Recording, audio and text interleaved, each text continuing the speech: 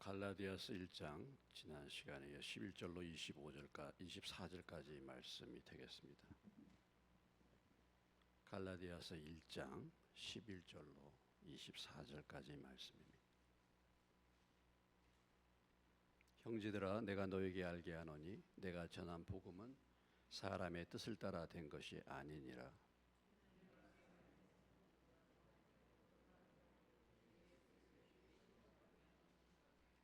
내가 이전에 유대교에 있을 때 행한 일을 너희가 들었거니와 하나님의 교회를 심히 박해하여 멸하고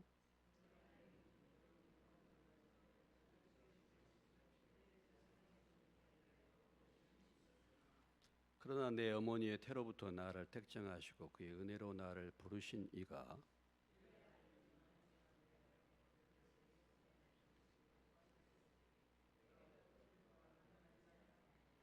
또 나보다 먼저 사도된 자들을 만나려고 예루살렘으로 가지 아니하고 아라비아로 갔다가 다시 다메섹으로 돌아갔노라.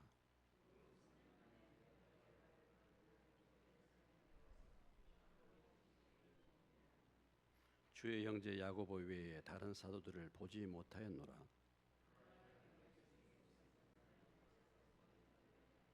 그 후에 내가 수리아와 길리기아 지방에 이르렀으나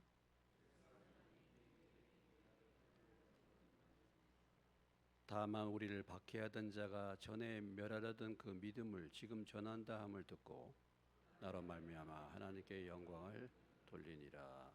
잠깐 기도하겠습니다. 주님, 오늘 갈라디아서 말씀을 통해서 저희에게 또 합당한 말씀 주시고 들을 귀가 있게 하여 주시고 말씀을 전한 저를 붙잡아 주셔서 성령의 도구로 사용되게 하옵소서. 예수님의 이름으로 기도합니다. 아멘. 갈라디아서는 바울 서신의 첫 번째 서신이라고 말합니다. 되게 맨 처음 전도 여행 갔을 때 갈라디아 지역, 갈라디아 지역 가면 비시디아 안디옥, 그리고 이고니온, 루스드라, 더베 이런 도시들, 지금의 터키 중부에 있는 그런 도시들, 그 지역을 갈라디아 지역이라 이렇게 이제 했습니다. 그리고 복음을 전하고 돌아왔는데 이제 갈라디아 교회에 이상하게 또 다른 사람들이 들어와 가지고, 참 교회는 보면은 늘 거짓된 사도들, 이상한 생각과 사상을 집어넣는 사람들이 들어와서 교회를 늘 어지럽혔다라는 거죠. 그러니까 우리가 교회 역사를 보면은 항상 하나님의 진리의 말씀을 혼돈케 만드는, 혼미케 만드는 그런 가르침들이 늘 교회에 마귀가 그것을 노리고 들어와서 사람들의 마음을 미혹해 했다라는 것을 알 수가 있습니다.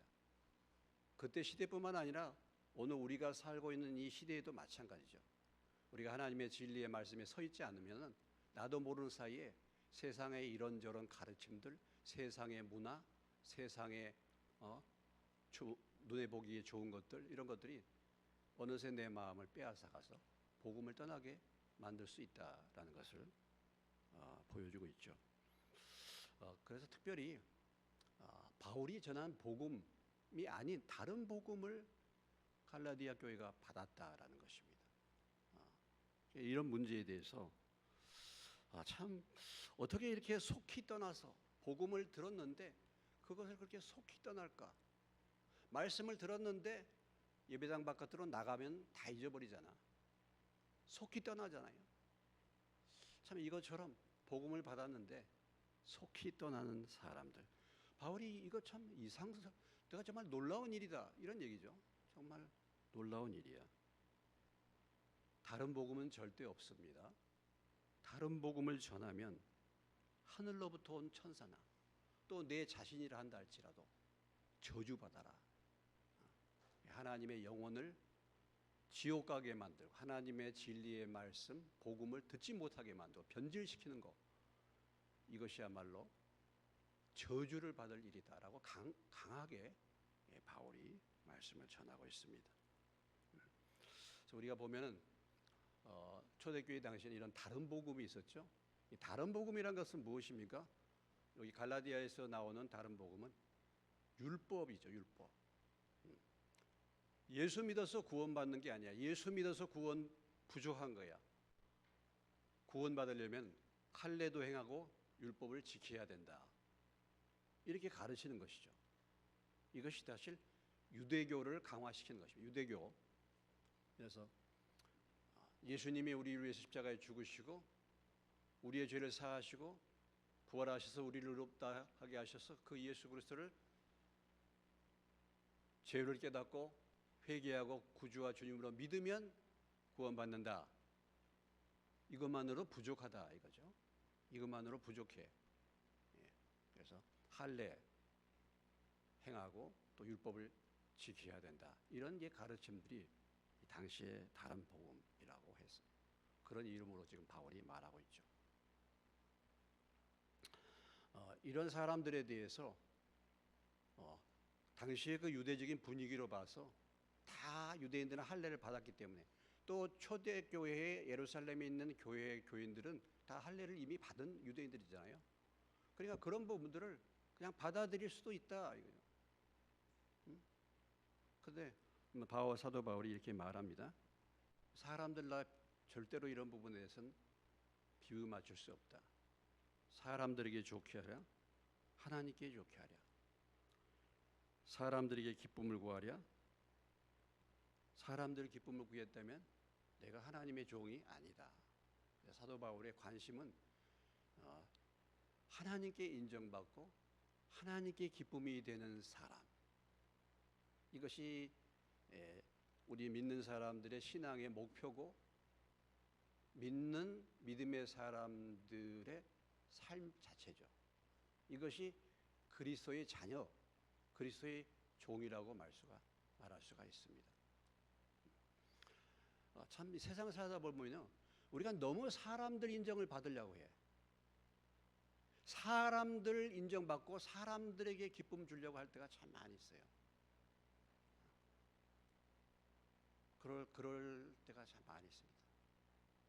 물론 우리가 뭐 사람들 관계를 악화시킬 필요는 없겠지만은 사람들 관계를 할 필요는 없겠지만은 참 이렇게 사람 인정 하나님이 알아주시면 되지. 이게 참 굉장히 중요한 자세입니다. 하나님이 기쁨되면 되지. 여러분, 제가 물론 뭐 상황에 따라서 제가 목사가 돼서 목사 안수를 받았습니다만은 사실 그런 타이틀이 뭐가 중요합니까? 여기 보면 형제들아, 성경은 형제들이라고 얘기하잖아요. 형제들아. 물론 뭐 감독을 세우고 이렇게 했지만은 우리가 일반적인 것은 다 형제. 저나 여러분이 다 하나님 안에서 그리스도 예수 안에서 형제인 줄로 믿습니다. 우리는 다 형제예요. 우리가 하나님 앞에 갈 때 제가 목사로 하나님 앞에 서는 겁니까? 여러분이 직분 가지고 하나님 앞에 서는 겁니까? 아니에요. 우리는 형제로 서는 거죠. 계급장 다 떼는 것입니다. 계급장. 근데 그게 그렇게 물론 뭐 직분이 하나님이 내게 이런 귀한 직분을 주셨는데 참 감사합니다. 내가 이 직분으로 더 주님을 잘 섬기겠습니다. 그렇게 직분을 받는다면 모르지만은 여러분들이 뭐 교회에서 이런 직분 받아가지고 사람들에게 인정받고 이런 부분으로 직분을 받으려고 한다고 한다면 그건 의미가 없어요.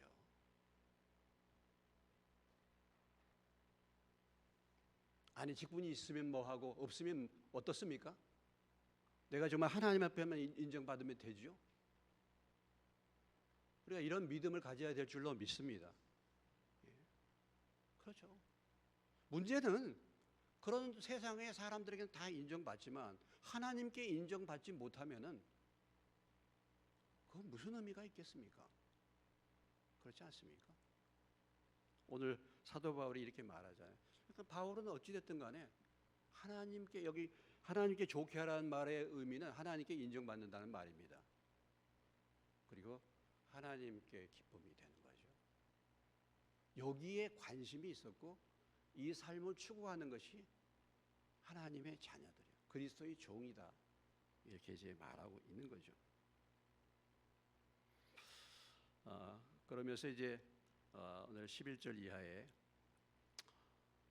바울이 어떻게 사도가 되었는가, 그리고 바울이 하나님의 부르심을 입은 다음에 그가 어떤 여정을 걸었는가, 이런 부분에 대해서 간증 비슷하게 지금 이제 말하고 있습니다. 그러니까 예수 믿은 과정, 예수를 어떻게 믿었는지, 그리고 그 후에 회심 이후에 그의 삶의 여정에 대해서 지금 갈라디아 교인들에게 이제 말해주고 있는데요. 자, 먼저 바울의 사도의 내력, 하나님의 부르심 받은 내력을 지금 말하고 있죠.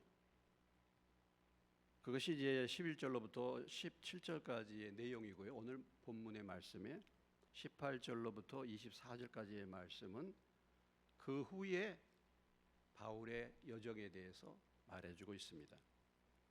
자, 먼저 11절로 12절의 말씀을 우리가 다시 한번 보면서 11절로 12절을 읽겠습니다. 다시. 형제들아, 내가 너에게 알게 하노니 내가 전한 복음은 사람의 뜻을 따라 된 것이 아니니라.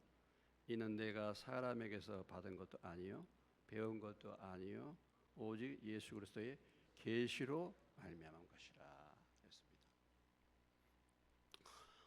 사도 바울이 이 갈라디아 서신을 쓰면서 맨 처음에 1장 1절에도 이렇게 말했죠. 사람들에게서 난 것 아니고 사람으로 말미암은 것도 아니고 오직 예수 그리스도와 그를 죽은 자 가운데서 살리신 하나님의 아버지로 말미암아 사도된 바울, 이렇게 표현하잖아요.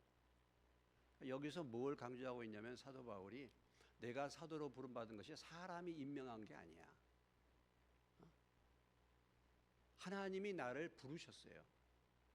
그러니까 우리가 사실은 이런 모든 직분은 하나님이 부르신 것을 사람들 앞에 안수하는 것입니다. 인정하는 것입니다. 그러니까 그 전에 하나님의 부르심이 있어야 되는 거죠. 근데 오늘 이 사도 바울이 자기가 이 사도권을 또 변호하고 있잖아요. 왜 사도권을 강하게 이렇게 말하고 있냐면, 자기가 하나님이 자기를 불렀다고 말하고 있냐면, 지금 고린도가 아니 갈라디아 교회도 고린도 교회처럼 이런 엉뚱한 사람이 들어와 가지고 바울의 사도권을 부정하는 거잖아요, 그게. 그러니까 바울의 말을 듣지 못하게 만드는 것이죠. 바울이 틀렸다라고 말하는 것이죠. 여러분, 교회에 바울이 섰는데 바울을 인정하지 않아. 잘못된 것이다, 이렇게 말하면 바울이 변호할 때 어떻게 말합니까? 나는 사람이 세운 자가 아니야. 나는 하나님이 부르셨어. 지금 이걸 말하는 거예요. 그래서 고린도 전후서도 우리가 봤지만은 갈라디아서 역시 사도권을 참 변호하고 있잖아요. 여러분, 교회에서 하나님이 부르신 자가 말씀을 전하는 권위가 세워지지 않으면요, 여러분이 제 말 듣겠습니까? 안 듣죠. 여러분이 제가 어찌 됐든지 간에 하나님이 부르셔서 이 자리에 저를 세웠다, 그리고 제가 하나님의 말씀으로 말한다, 그러면 여러분들이 그것을 인정해 줘야 교회가 세워지는 거 아니겠습니까? 그런데 바울 그 사람 어느 신학교 나왔는지도 잘 몰라. 바울 그 사람 그 사람이 가르치는 건 잘못된 거야, 이렇게 지금 말하고 있어서 갈라디아에 있는 몇 교회가 지금 그런 사람들을 따라갔단 말이죠. 그러니까 사도 바울이 단호하게 하나님이 자기를 불렀다는 사실을 말하고 있는 것이죠.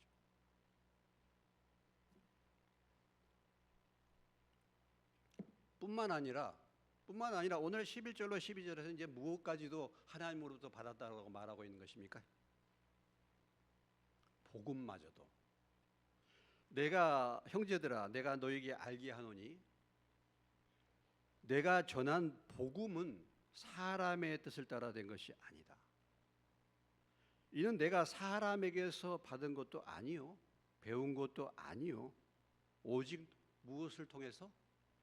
예수 그리스도의 뭐예요? 계시로 말미암았다.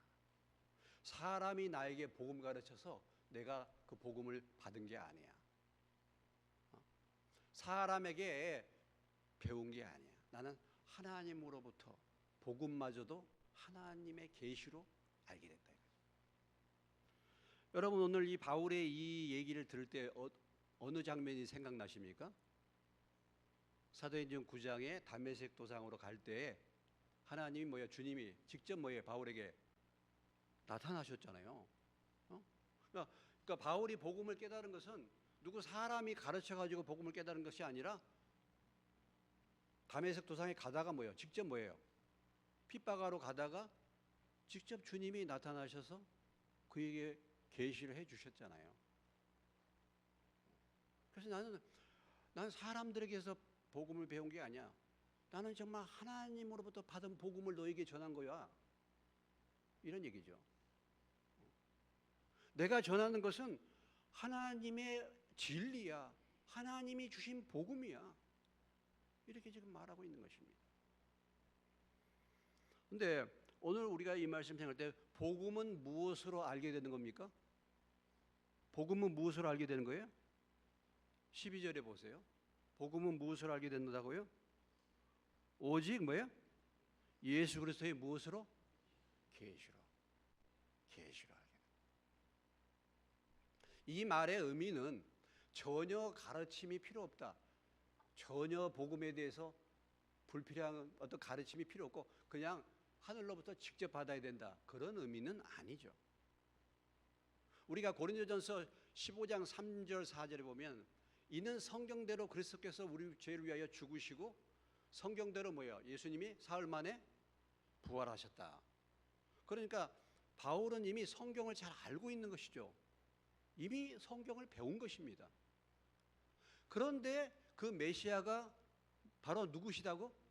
예수 그리스도시라는 것을 깨닫게 해 주셨다 이거죠. 여러분은 복음을 어떻게 받으셨습니까? 여러분은 어떻습니까? 여러분은 복음을 어떻게 받으셨어요? 여러분은 복음을 가르침 받았습니까? 어떻습니까? 복음을 어디서 들었어요? 여러분 가르침 받으셨습니까? 그러나 그 가르침 받은 것으로 내가 지식적으로 알고 있는 복음이 진정한 복음이 아닌 거예요. 내가 지식적으로 복음을 듣고 알고는 있지만 어떤 사람은 아직도 그 복음을 내가 지식적으로 알고 있는 사람이 있을 수 있어요. 예수님이 나의 죄를 위해서 십자가에 죽으시고 사흘 만에 부활하심으로 우리 죄를 용서하셨다. 그러면 구원받는다. 내가 지식적으로 그걸 알고 있어요. 그러나 계시로 왔느냐 이거예요. 문제는 하나님이 눈을 열어 주셔가지고 이게 정말 사실로 분명한 계시로 왔느냐라는 것입니다.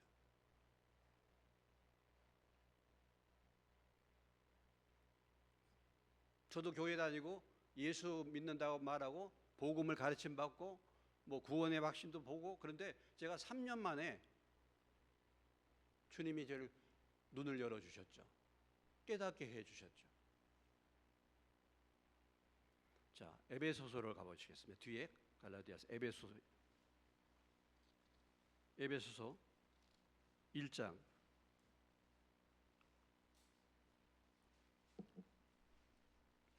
1장 17절입니다. 에베소 1장 17절 찾으셨어요? 같이 읽겠습니다. 우리 주 예수 그리스도의 하나님 영광의 아버지께서 지혜와 계시의 영을 너희에게 주사 하나님을 알게 하시고. 하나님은요 우리 스스로 알 수 없어요. 우리가 공부한다고 해서 하나님 배우는 게 아닙니다.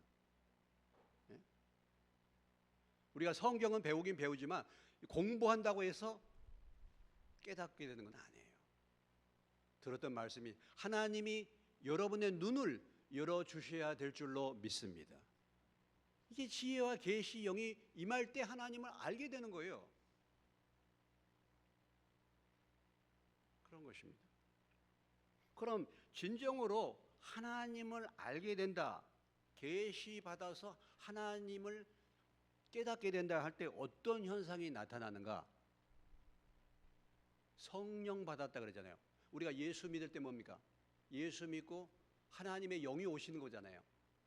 지혜와 계시의 영이 오신 거잖아요. 그럼 성령이 내게 오시면 내가 정말 지혜와 계시를 통해서 복음을 깨닫게 되면 어떤 현상이 나타납니까? 분별력이 생기는 거예요. 깨닫게 되는 거예요.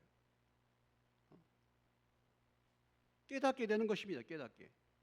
진리 가운데서 우리가 성령이 우리에게 오시면 우리를 진리 가운데로 인도하신다 그랬잖아요. 그래서 깨달아지는 거예요. 깨달아지는. 말씀도 깨달아지고 죄도 깨달아지고 상황도 깨달아져요. 그런데 예수 믿었다고 말하면서 아직도 그것이 그런 부분이 깨달아지지 않으면요, 아직 믿지 않은 거예요, 여러분. 아직도 캄캄하, 아직도 뭐가 뭔지를 몰라요. 뭐가 하나님의 뜻이고 뭐가 문제인지, 물론 우리가 처음엔 잘 모를 수 있지만 돌아보면서도 알 수 있고 깨닫게 되고 그렇게 되는 거예요. 아직도 감을 못 잡고 아직도 앉을 때 설 때가 어딘지 이런 걸 잘 모르면요, 아직도 분별력이 없으면요, 성령이 계시지 않는 것입니다. 분명히 성령이 우리에게 오시면 우리를 뭐예요? 진리 가운데로 인도하시고 깨닫게 하신다고 그랬거든요. 그래서 새로운 안경을 끼게 되는 것입니다. 새로운. 뭐 죄송스러운 얘기지만 제가 여러분들의 문제들을 대해서 이렇게 하고 저렇게 하고 이건 아니고 이건 하고 이렇게 여러분에게 권면할 때 있지 않습니까? 제가 앞을 내다보는 무슨 그런 마법을 가져서 그렇습니까? 그건 아니죠. 하나님의 영이 오시니까 말씀을 비춰볼 때 그건 하나님 뜻이 아니다, 이게 말할 수 있는 거죠. 깨닫게 되니까 그 사람 조심해야 된다. 사람을 분별할 수 있게 되죠, 조금씩. 왜? 우리의 영이 밝아지니까. 이게 지혜와 계시의 영이 오신 거예요. 그런데 전혀 모르겠어. 캄캄해요. 뭐가 하나님 뜻인지, 어떻게 하나님이 어떻게 하시는지, 내가 죄가 뭔지, 아직도 지혜와 계시의 영으로 거듭난 것이 아닙니다. 두 번째로요, 하나님의 영이 지혜와 계시의 영을 통해서 복음을 깨닫게 되면요, 삶이 달라져요. 가치관이 바뀌게 됩니다. 가치관이. 과거에 내가 좋았던 것들이요, 별 의미가 없어져요. 나에게 새로운 생명이 들어온 것입니다. 새로운 마음을 준다 그랬잖아요. 새로운 생명이 들어오면요, 새로운 생명은 과거에 내가 좋아하던 거 별 의미가 없어져요. 가치관과 관심과 만족과 기쁨의 대상이 달라지는 것입니다. 옛날 거요, 옛날에 많이 즐기던 거 별 의미가 없어져요. 저는 여러분이 얘기 들었겠지만 저는 영화 보는 것을 그렇게 좋아했어요. 우리 집 바로 건너편이 극장이에요. 극장이야. 제가 7살 때 그 극장에 친구가 친구라 그랬잖아요. 경동이네 집인데 극장 주인이 집 아들이 제 친구예요. 그러니까 이제 극장에 그냥 공짜로 가는 거죠. 그때 TV가 있었습니까? 뭐가 있었습니까? 제가 7살 때 간 그 영화가 뭐냐면 가슴에 빛나는 별. 주인공은 오디 머피.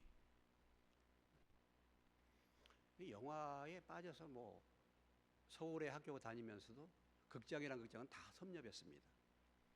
축구, 야구 아주 미쳤어요. 공부 안 했습니다.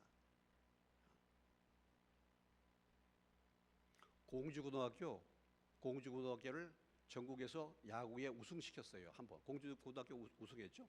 그때 포수가 누굽니까? 지금 하나 감독 김경문이가 포수예요.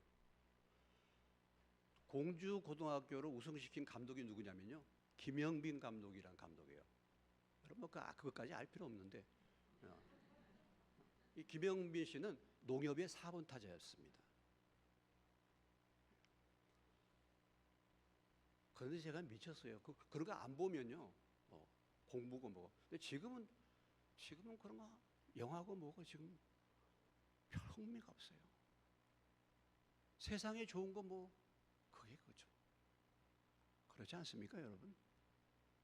정말 하나님의 영이 오셔서 당장에 변화되지는 않겠다 하지만은 세상의 것들은 유한한 것들, 여러분 솔로몬을 보세요. 다 즐겨봐야 결국은 뭡니까? 예수 믿게 되면 영원한 것을 사모하게 되죠. 가치관이 이렇게 되는 거죠. 관심이 달라지는 거죠. 관심이. 여러분, 예수 믿고 구원받았는데, 거듭났는데 말씀을 사모하지 않습니까? 그거 참 문제 있는 거예요. 하나님의 은혜를 사모하지 않습니까? 무관심합니까? 돌아봐야 됩니다. 정말 내가 하나님의 영으로, 지혜와 계시 영으로 복음을 깨달았는가?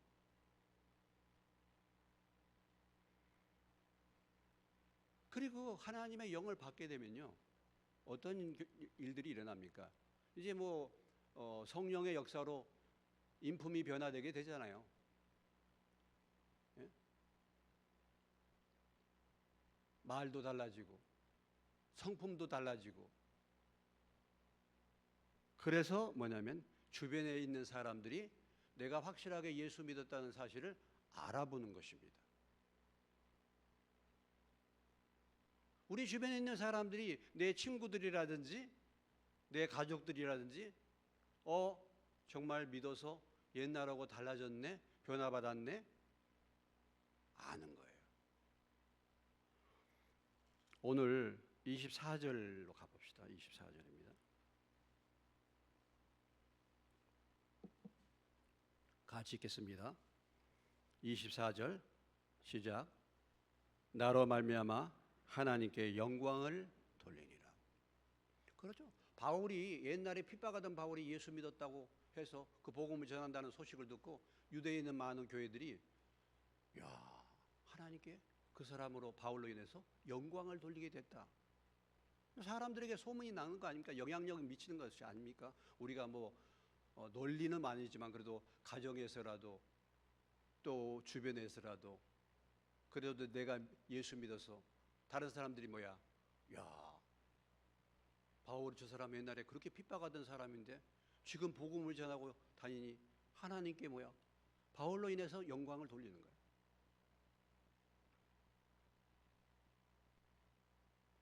정말 주님을 믿게 되면요, 처음부터 완전하게 이렇게 나타나지는 않지만은 이런 열매가 나타나는 거예요. 이런 변화가 나타나는 거예요. 오늘 우리가 정말 우리로 말미암아 하나님께 영광을 돌리고 있습니까? 아니면은 나 때문에 정말 영광을 가리고 있는지 몰라요. 그래서 예수 그리스도의 계시를 통해서 눈이 열려지면 이런 현상이 나타나는 것입니다.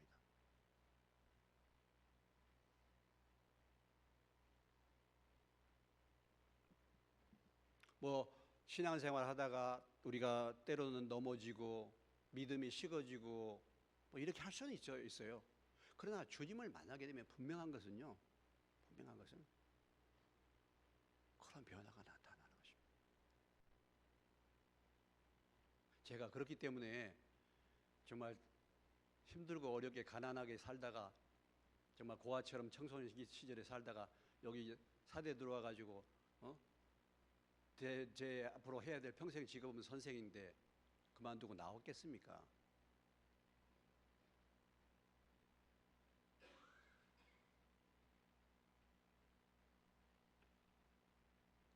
이런 부분들이 자연스러운 열매로 나타나게 되는 것입니다, 여러분. 그래서 바울은 직접 받은 거고, 저나 여러분이나 우리가 복음을 누구한테 가르침을 받았잖아요. 들었잖아요. 그런데 그것이 정말 그리스도의 계시로, 계시의 영으로, 성령으로 우리 가운데 오셔서 복음을 깨닫게, 하나님을 알게 하신 것은 또 다른 과정입니다. 그러니까 전혀 이것을 알고는 있는데 머릿속에만 여전히 머물러서 내가 믿고 있다고 그렇게 생각할 수 있습니다. 변화는 나타나지 않고. 여러분, 예수님을 밤중에 찾아온 바리새인이 있었죠? 누구였습니까? 니고데모였죠. 니고데모는 정말 훌륭한 사람입니다. 니고데모는 존경받는 랍비였습니다. 존경받는 랍비였어요. 바리새인 중에 바리새인이고 정말 존경받는 랍비였어요. 오늘 니고데모가 만약 우리 교회에 들어온다면요, 이 가운데서 믿음을 따라갈 사람이 없어요. 정말 훌륭하신 분이에요. 또 예수님이 그런 니고데모를 향하여 뭐라고 했습니까? 뭐라고 얘기했어요? 거듭나지 못하면 하나님 나라에 못 들어가다. 다시 말해서 너 거듭나지 못했다라고 말하는 거잖아요.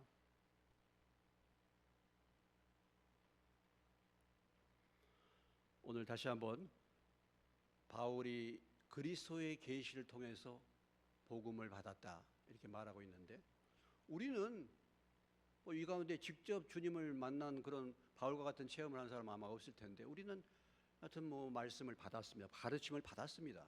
그런데 그 복음이 정말 하나님이 내 눈을 열으셔가지고 이것이 사실로 깨닫게 하시고 믿게 하셔서 성령이 내게 거하시는 그런 경험이 있는가라는 것입니다. 경험이. 이것을 생각해 봐야 할 것입니다. 내가 신앙생활 오래 하는데 아직도 변화가 없다. 돌아봐야 돼요. 정말 돌아봐야 됩니다, 여러분. 자, 그의 이제 과거의 생활에 대해서, 부르심에 대해서 지금 이제 13절 이하에 17절까지 말하고 있죠. 자, 13절, 14절 읽습니다. 내가 이전에 유대교에 있을 때에 행한 일 너희가 들었거니와 하나님의 교회를 심히 박해하여 멸하고 내가 내 동족 중 여러 영갑자보다 유대교를 지나치게 믿어 내 조상의 전통에 대하여 더욱 열심히 있었다. 과거의 바울 자신에 대해서 지금 회상하는 거죠. 내가 이전에 이런 삶을 살았다. 이전에 난 이런 사람이야. 이미 이런 일이 소문이 나가지고 여러분들도 알고 있지 않습니까? 내가 과거에 사도 바울이 어떤 사람이었습니까? 유대교를 지나치게 믿었다. 그래서 여러 동족 중 내 연배보다도 유대교를 14절에 지나치게 믿어서 내 조상에 대하여 더욱 열심히 있었다. 그래서 그 결과로 뭐냐면 하나님의 교회를 심히 박해하고 또 멸하고 아예 교회를 다 없애버리려고 바울이 했죠. 완전히. 그래서 바울이 예수 믿는 집은 다 쫓아다녔잖아요. 심지어는 다메섹까지 쫓아간 거잖아요. 대단한 사람입니다. 대단한 열정을 가진 사람이죠. 대단한 열정. 여기 두시고 알고 있지만은 사도행전 8장에 한번 가보시면요.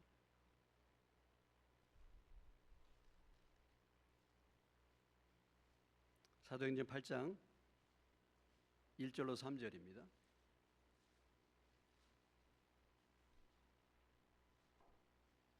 (199페이지) 찾으셨죠? 사울은 그가 죽임당함을 마땅히 여기더라. 그날에 예루살렘에 있는 교회에 큰 박해가 있어 사도 외에는 다 유대와 사마리아 모든 땅으로 흩어지니라. 경건한 사람들이 스데반을 장사하고 위하여 크게 울더라. 사울이 교회를 잔멸할세 각 집에 들어가 남녀를 끌어다가 옥에 넘기니라. 바울이 사도행전 26장에 보면 죽이는 일까지 했어요. 죽이는데 투표할 때 가편 투표했다고 그렇게 말하죠.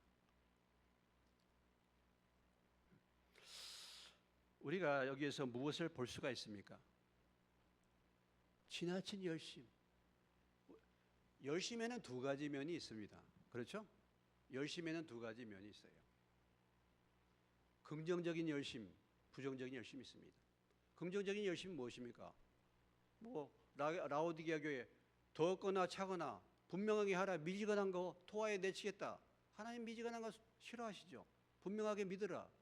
열심 품고 주를 섬겨라. 그런 열심 필요하죠, 우리가.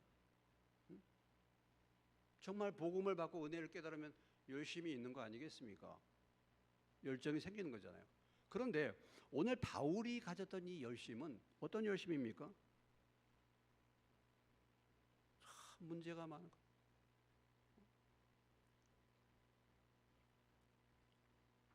차라리 무관심이 나을 수 있어요, 여러분. 이런 열심은. 무관심하면은 자신의 영혼만 문제가 생기잖아요. 근데 하나님의 뜻을 모르고 무지한 열심을 품으면요, 하나님의 교회를 실컷 대적하는 거예요.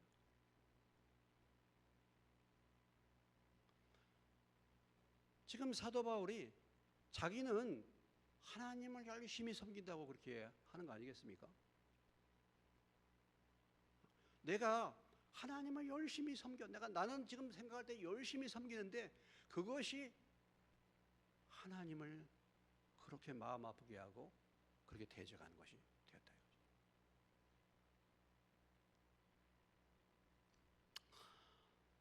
잠언 19장으로 한번 가보시겠습니다.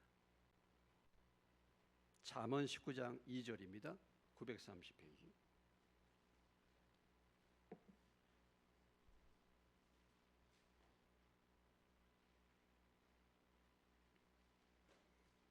잠언 19장 2절입니다. 찾으셨습니까? 같이 한번 읽어보겠습니다. 지식 없는 소원은 선하지 못하고 발이 급한 사람은 잘못 가느니라. 여기 이제 우리말은 지식 없는 소원이라고 했죠. 지식 없는 열심입니다. 영어를 써서 근데 it is not good to have zeal without knowledge. 지식이 없는 질, 열심. 열심은 정말 바람직하지 못하고 좋지 못하고 발이 급하면은 그릇 간다. 발이 급하면 길을 잃어버린다. 길을 잃어버려. 발이 급하게 하면은 길을 잃어버린다. 그러니까 사실은 이게 무지한 열심이 이런 결과를 가져오게 된다라는 것이죠. 디모데 전서에 보면 보지 않겠습니다만은 내가 그때는 알지 못하고 그렇게 했다 이렇게 말해요.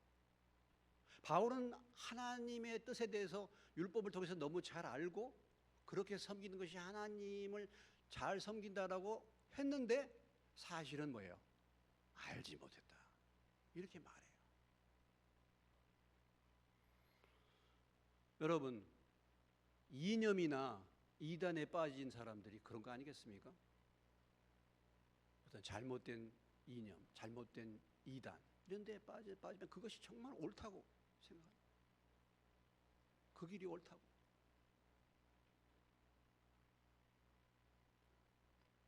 이런 것을 보고 고집스러운 무지라고 합니다. 고집스러운 무지. 이미 자기 안에 자기의 생각과 이론으로 가득 차 있어요. 그렇기 때문에 어떤 말씀을 던져도 하나님의 진리가 그 안에 들어가지를 않아요. 그 무엇으로도.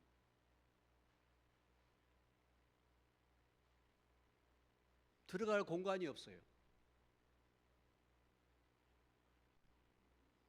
가장 변화되기 힘든 사람. 그러니까 사도 바울 같은 경우도 가장 변화되기가 힘드니까 주님이 직접 나타나셨죠.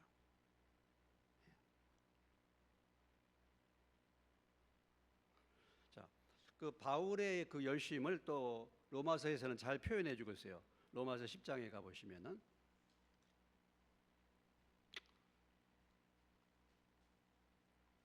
로마서 10장 2절 3절입니다.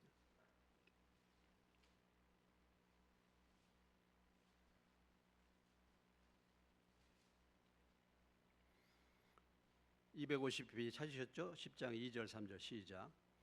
내가 증언하노니 그들이 하나님께 열심히 있으나 올바른 지식을 따른 것이 아니니라. 하나님의 의를 모르고 자기 의를 세우려고 힘써 하나님의 의에 복종하지 아니하였느니라. 지금 바울이 지금 유대인들을 향하여 지금 얘기하잖아요. 그들이 하나님께 열심히 있었어. 또 열심히 있었는데 뭘 따른 게 아니야? 올바른 지식. 그래서 결국은 하나님의 의를 모르고 자기 의를 세우는 거예요. 그러다 보니까 하나님의 의에 복종하지 않게 돼요. 근데 지금 사도 바울이 이 얘기를 지금 유대인들에게 하고 있는데 이게 누구 얘기입니까? 이게 누구 얘기예요? 자기 얘기야. 자기 얘기. 자기 얘기. 자기 얘기 하는 것입니다.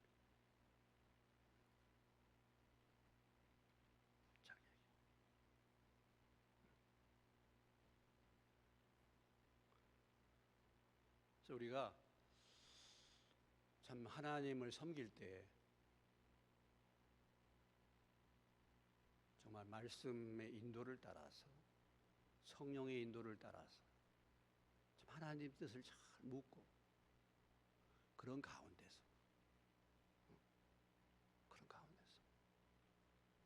하나님을 섬기지 않으면요, 그 열심히 결국은 하나님을 대적하게 되고 교회를 파괴하게 되고 자기 영혼을 망하게 하는 길이 되는 것입니다. 그런데 오늘 사도 바울은 하나님의 은혜를 입었잖아요. 15절 16절 봅시다. 참 중요한 말씀이에요. 자, 15, 16 시작. 그러나 내 어머니의 태로부터 나를 택정하시고 그의 은혜로 나를 부르시니까 그의 아들 이방에 전하기 위하여 그를 내 속에 나타나시길 기뻐하셨을 때 내가 곧 혈육과 의논하지 아니하고 17절까지 봅시다. 또 나보다 먼저 사도된 자들 만나려고 예루살렘으로 가지 아니하고 아라비아로 갔다가 다시 다메섹으로 돌아갔느니라. 참 여기 이 그러나라는 단어는요, 참 중요한 단어지 않습니까? 그러나 자기 딴에는 정말 열심으로 하나님 섬긴다고 했는데 그 결과적으로 볼 때는 지옥에 제일 가까운 사람이 누구냐면 사도 바울. 정말 이걸 모르잖아. 그런데 그러나예요. 그러나 어머니의 태로부터 나를 택하시고 그의 은혜로 나를 부르신 하나님. 할렐루야. 저나 여러분이나 우리는 어떤 교리적인 우리가 유대인이 아니기 때문에 그런 율법에 빠지지 않았지만 우리도 마찬가지로 다 자기 욕심 따라 살지 않았습니까? 육체와 마음이 원하는 것을 따라 무엇이 길인지 진리인지도 모르고 하나님을 대적하면서 살지 않았습니까? 하나님을 마음 아프게 하고 살지 않았습니까? 우리가? 그러나 하나님이 내버려 두지 않고 저와 여러분을 불러주신 것이 하나님의 은혜인 줄로 믿습니다. 그게 하나님 은혜죠. 하나님. 그런데 여러분, 많은 바리새인들이 있었잖아요. 바울도 뭡니까? 바울도 뭐예요? 바울도 바리새인이죠. 많은 바리새인들이 있었어요. 그런데 하필 그 중에서 하나님이 바울을 이렇게 택하셨을까요? 바울에게 이 은혜를 주셨을까? 다른 바리새인들에게는 은혜를 베푸지 않으셨나요? 어떻게? 예? 아니 다른 바리새인들은 끝까지 고집 피우다 다 주님 대적하다가 다 지옥에 갔죠. 그런데 하나님이 왜 이 바울이라는 이 사울이라는 이 정말 독한 사람을 은혜로 부르셨을까라는 거예요.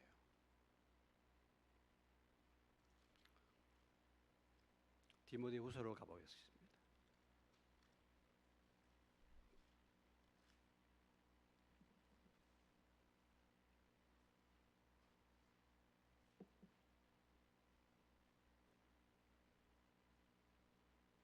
디모데후서 1장 3절입니다.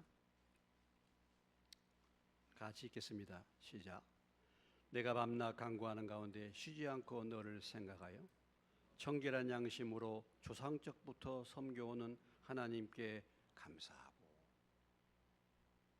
바울이 디모데에게 편지를 쓰면서 지금 뭐라고 얘기하고 있습니까? 자신이 청결한 양심으로 언제부터? 조상적부터 섬겨오는 하나님. 그러니까 하나님은 그 바울의 중심을 본 거예요.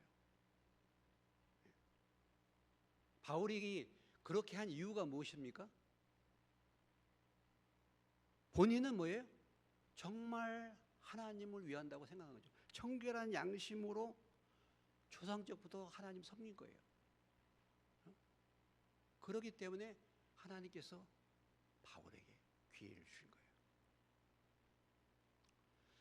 제가 이단에 빠진 사람들 이렇게 보면 이단에 빠졌잖아요.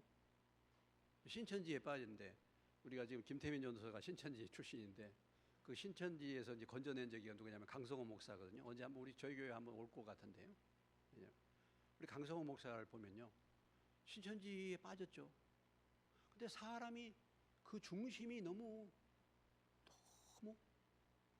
진짜 정말 선한 사람이에요. 그러니까 본인도 교회 다녔다가 신천지 교리를 듣고 이것이 진리다 하고 빠져들어간 거예요. 그렇지만 그 마음의 중심은 뭐예요? 하나님에 대한 그 청결한 마음이 있기 때문에 하나님이 그런 자를 뭐예요? 건져내신 거예요. 그러니까 하나님은 우리가 그 중심을 어떻게 두면서 열심을 내도 정말 그 중심이 어디 있느냐를 보시는 거죠. 그러나 많은 바리새인들은 어떻습니까? 예수님이 책망했을 때 그 예수님의 책망을 받지도 않고 또 어떻습니까? 예수님이 그들을 공통적으로 얘기할 때 뭡니까? 사람에게 뭐라고? 바리새인들 쭉 얘기할 때 예수님이 제일 많이 말씀하신 게 무엇입니까? 사람에게 보이려고. 그들은 늘 외식이죠. 이 종교라는 틀을 통해서 내가 신앙이 얼마나 좋은지를 나타내고자 하는 그런 의도가 그들의 신앙 마음 가운데 있었기 때문에 예수님은 그 심령을 벌써 알아보시잖아요.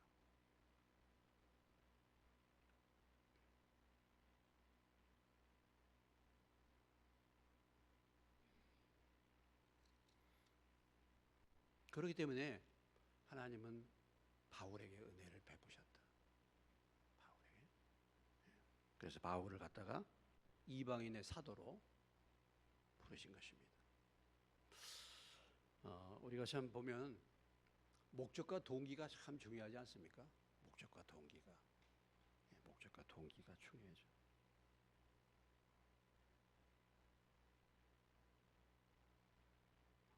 내가 하나님을 섬기는 동기가 뭐냐? 열심을 품는 동기가 뭐냐? 중심이 무엇일까? 이런 부분을 우리는 살펴야 돼요. 목사가 제가 이렇게 설교하고 이렇게 목회 활동 해가지고 나의 목적은 교회 부흥이야.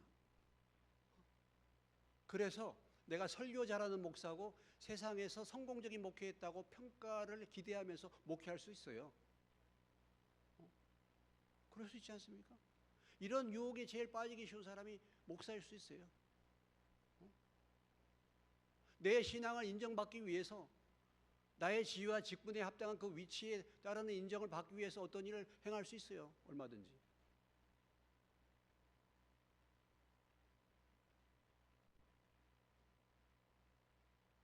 그러고서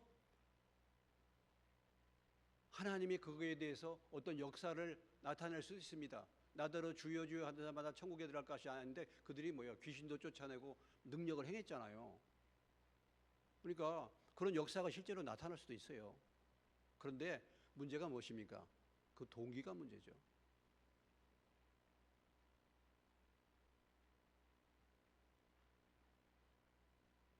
교회를 섬기는 동기, 열심을 품는 동기,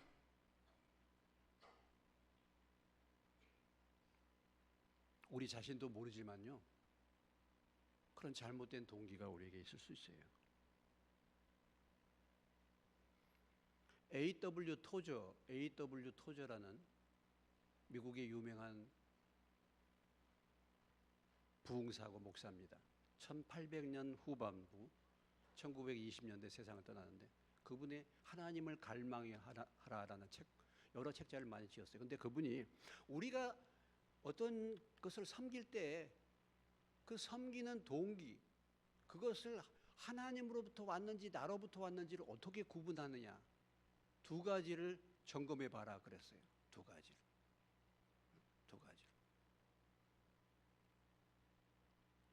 나의 어떤 것들이 인정받느냐 못 받느냐에 따라서 내가 거기에 따라서 흔들린단 말이죠. 또 내가 지금까지 성취한 것이 다른 사람이 그것을 그 자리를 차지할 때 거기에 대한 나의 반응은 어떠한가? 이것을 살펴봐라. 그러니까 우리가 이제 참 목사의 세계도 뭐 그렇습니다만 지방회 때 총무선거를 하는데 총무선거하는데 그분이 당선이 안 됐어요. 선거하는데 지금은 이제 총무선거를 안 하고 그냥 순서로 임명합니다만 옛날에는 다 투표했어요. 회장도 그렇고. 근데 선거했는데 자기가 될 줄 알았는데 안 됐어. 그러니까 그 뒤부터 지방회를 안 나오는 거예요. 지방회비도 안 내고 지방회도 안 나오고 그러다가 결국은 다른 지방회로 갔어요.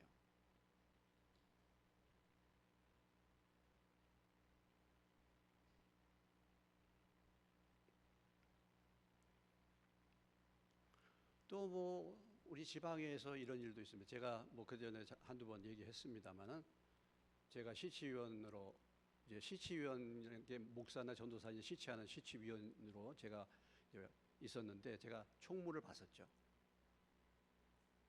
시치위원은 목회도 좀 잘 하시고 그래도 나이도 좀 있고 경험도 좀 있고 목회 활동도 오래 하신 분들이 되게 심사위원 하는 거잖아요. 그래서 제가 한 5년 동안 했어요. 근데 지방회의 때 젊은 목사님이 왜 나이 드신 목사님들만 시치위원 하느냐? 이건 부당하다. 우리도 시치위원으로 우리도 놓도록 해달라고 이렇게 하는 거예요. 근데 사실은 그 자리는 어느 정도 그런 뭐 여러 가지 면에서 갖추어야지 되는 거 아니겠습니까? 시치위원이. 근데 그런 거예요. 그걸 이제 이렇게 이제 통과가 안 되면 거기에 대해서 굉장히 불만을 갖고 있죠. 그래서 제가 이제 그 다음에 또 그 안이 올라왔길래 제가 시치위원 서기를 그만두겠다고 젊은 목사님 들어오시라고 그리고 제가 이제 빠진다고 제가 했었죠. 우리가 순수한 동기로 하나님의 교회를 섬기고 하나님을 섬기는 것이 나의 진정한 목적이 된다고 한다면 사실 이런 부분들은 아무것도 아닌 것입니다.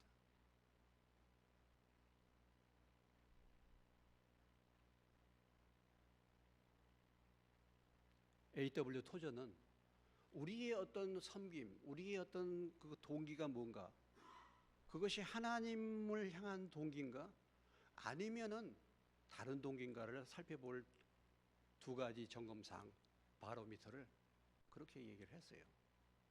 그러니까 우리가 주님을 막 열심으로 섬기고 주님의 교회를 섬기고 주님의 일을 할 때 정말 다시 한번 우리가 그것이 참으로 주님의 교회를 위하고 주님을 기쁘시게 하는 것인지 아니면은 다른 동기로 말미암는 열심인지를 살펴봐야 됩니다. 오늘 사도 바울은 이렇게 핍박하는 그 열심의 동기는 사실은 오늘 디모데후서 1장 3절에서 본 것처럼 청결한 양심으로 조상적부터 섬겨오던 그런 하나님을 섬기는 마음으로 했기 때문에 하나님이 그에게 긍휼을 베풀어 주시고 그를 뭐예요? 하나님의 일꾼으로 세운 것입니다.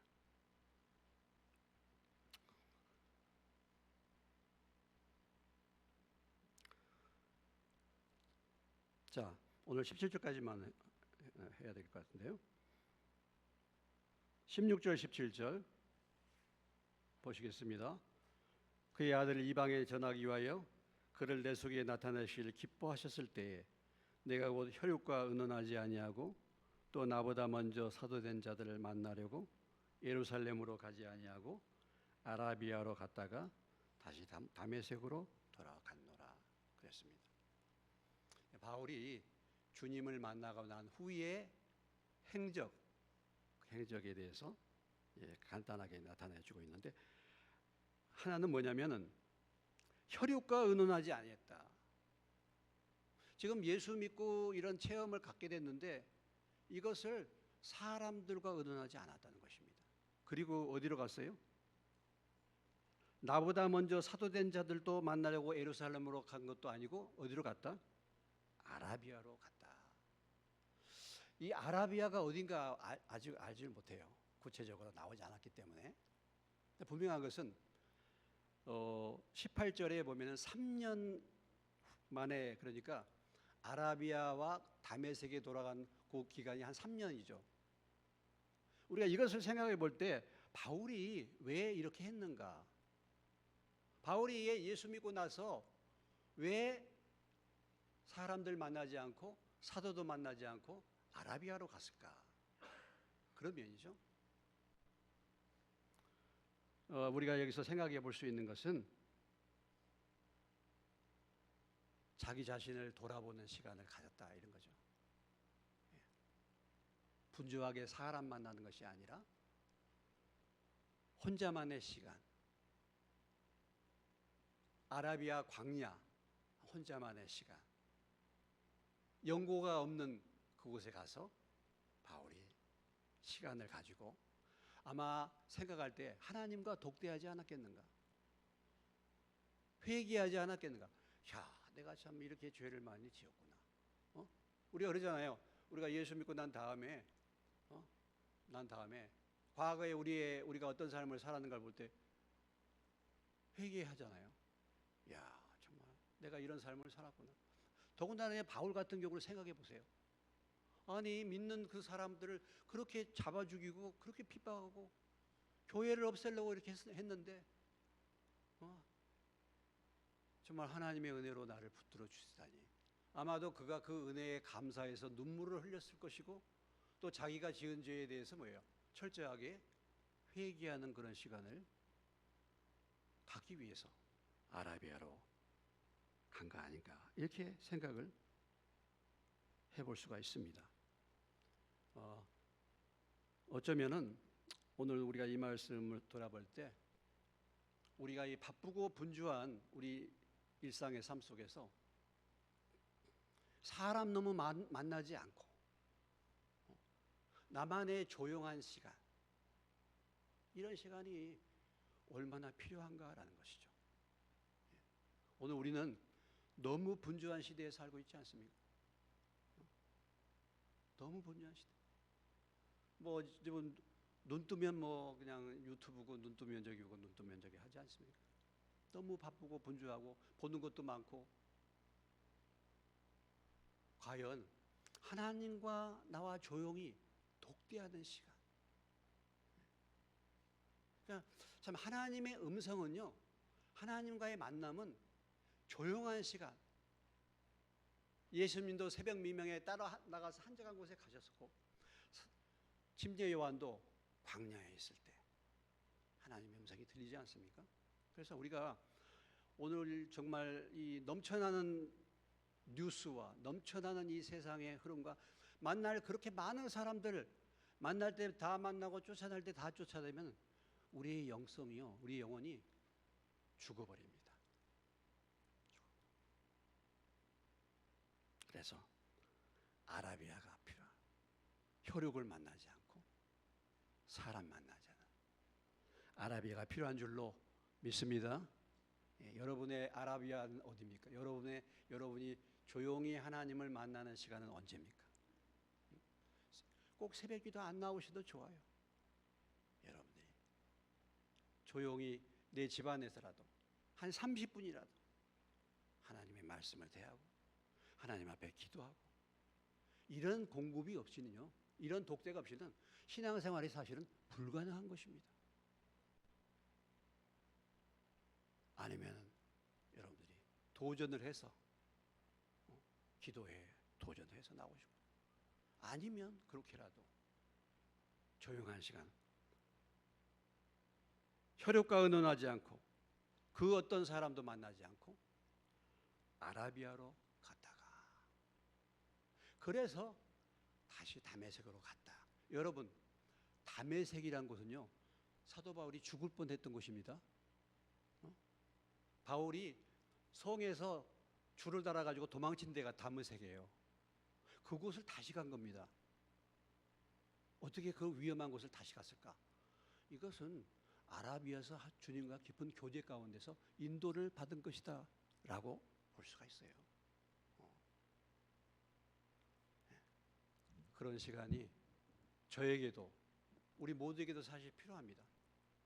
사실 뭐 복잡한 이 세상에 내 머릿속에 내 생각 속에 잔뜩 세상의 것이 들어와 가지고 말씀이 자리를 잡을 곳이 없어요. 하나님을 만나는 시간이 부족해요. 신앙생활은 여러분이 잘 알다시피 우리 힘으로는 불가능한 거 아니겠습니까? 내가 내 마음을 내 스스로 다스릴 수가 없어요. 어떻게 할 수 없어요. 우리 자신도 저도 마찬가지입니다. 엎드리지 않으면 어쩔 수 없어요. 여러분에게 아라비아 광야, 아라비아를 확보하시길 주의 이름으로 축원합니다.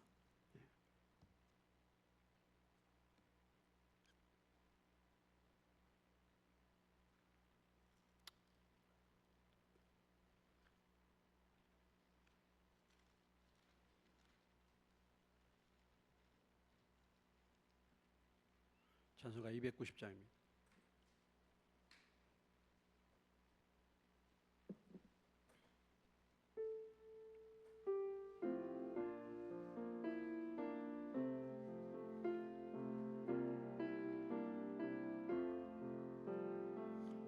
우리는 주님을 늘 배반한 내 주 예수 여전히 날 부르사 그 참되신 사랑을 베푸시나니 내 형제여 주님을 곧 따르라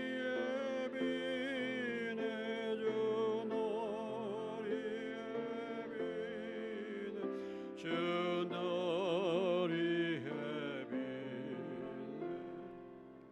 항상 비시네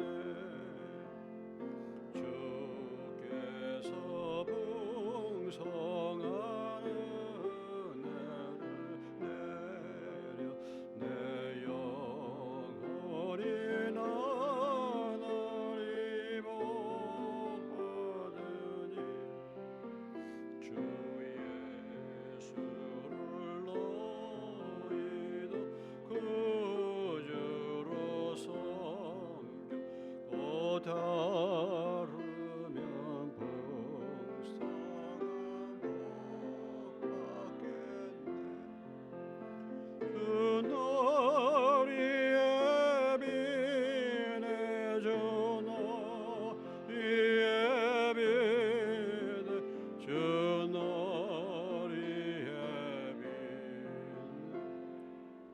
항상 비시네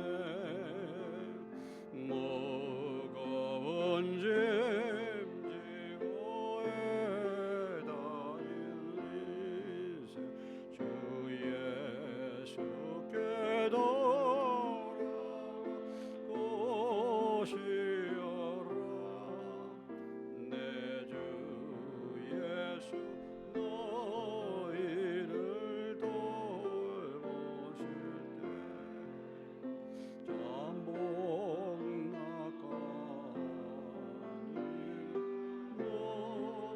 넘치겠네 주 너리 예비네 주 너희 예비네 주 너희 예비네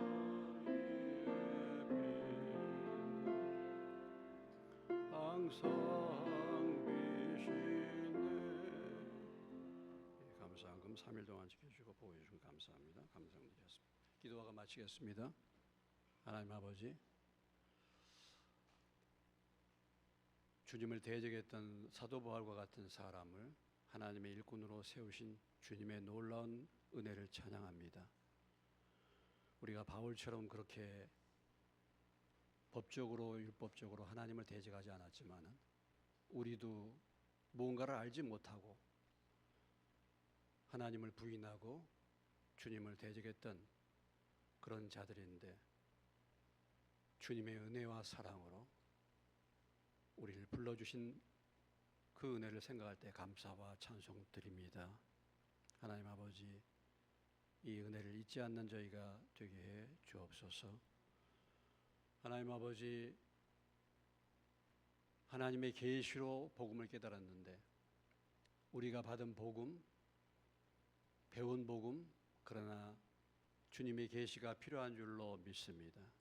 혹시라도 이 가운데 아직도 머릿속으로만 그 복음을 알았다고 한다면 주님께서 지혜와 계시형을 부어주셔서 주님을 진정으로 만나는 은혜가 있게 하여 주시옵소서.